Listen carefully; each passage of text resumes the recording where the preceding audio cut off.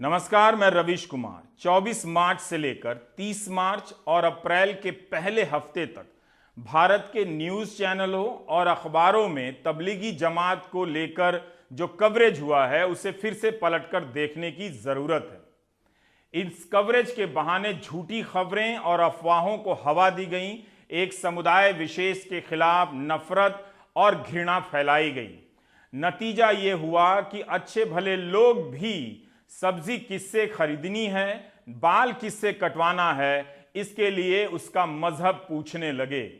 यही नहीं, सरकार की तरफ से भी इसे हवा देने के लिए प्रेस कॉन्फ्रेंस में संक्रमित मरीजों की संख्या में अलग से तबलीगी जमात के लोगों की संख्या दी जाने लगी। इस कारण लोगों में इस तरह की और धारणा फैलने लगी, जबकि ये वो समय था जब सरकार की जवाबदेही तय की जाती, सवाल किए जाते, लेकिन मीडिया ने उन सवालों पर पर्दा डालने के लिए तबलीग को सहारा बना लिया। इसका नतीजा क्या निकला?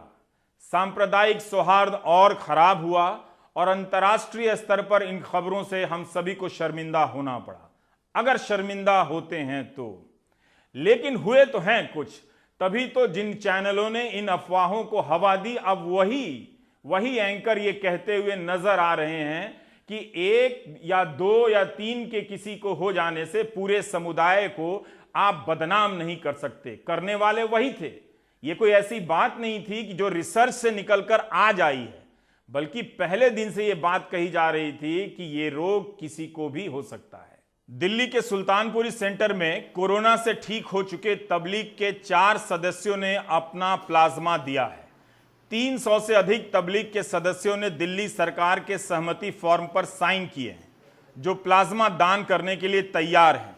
क्या कोई इस आधार पर प्लाज्मा लेने से अब मना कर सकता है, जिस आधार पर कई हाउसिंग सोसाइटी में लोग हिंदू नाई और हिंदू सब्जी वाले का भेद कर रहे हैं? तमिलनाडु के 40 साल के मोहम्मद जाफर ने कहा कि वो प्लाज्मा देना चाहते हैं। डेक्कन हेरल्ड में इनकी खबर छपी है। किसी की जान बचाने के लिए भी और संदेश देने के लिए भी कि वे कानून का पालन करने वाले नागरिक हैं। तमिलनाडु में भी जमात में शामिल कई तबलीगियों ने अपनी तरफ से कहा है कि वे प्लाज्मा देना चाहते हैं।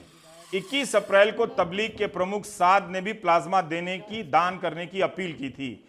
वैसे इन लोगों के खिलाफ ईडी में भी कार्रवाई चल रही है। सोचिए, जिन चैनलों पर तबलीग को लेकर अफवाहें फैलाई गईं, वो अब भारत का अंतर्राष्ट्रीय स्तर पर नुकसान कराने के बाद ढोंग कर रहे हैं जैसे कल कुछ हुआ ही नहीं।